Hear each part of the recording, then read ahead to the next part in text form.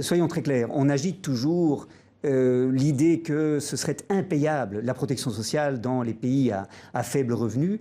En réalité, même en prenant en compte les impacts de la crise du Covid-19, c'est parfaitement payable. Le calcul a été fait par l'Organisation internationale du travail, qui estime à 79 milliards de dollars le montant requis pour que tous les pays à bas revenus puissent protéger l'ensemble de leur population par des socles de protection sociale, des allocations familiales jusqu'aux pensions de vieillesse.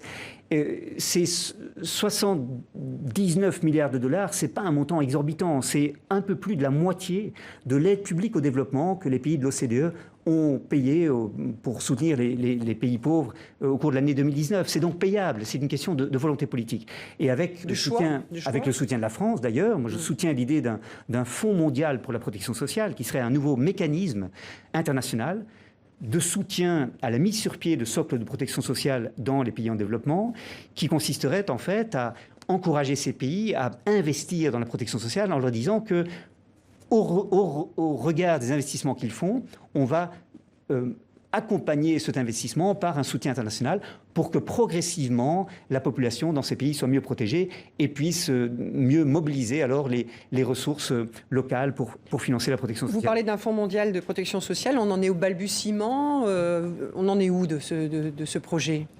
C'est un dossier qui progresse au sein du G7 et du G20. Sous présidence britannique pour le G7 à partir du 1er décembre et sous présidence italienne pour ce qui concerne le G20 à partir du 1er décembre. On espère que ce dossier va pouvoir progresser et c'est un dossier qui me paraît extrêmement important. Aujourd'hui, trop peu de notre soutien aux pays en développement est consacré à la protection sociale et c'est vraiment extrêmement important de replacer ça en tête des priorités politiques.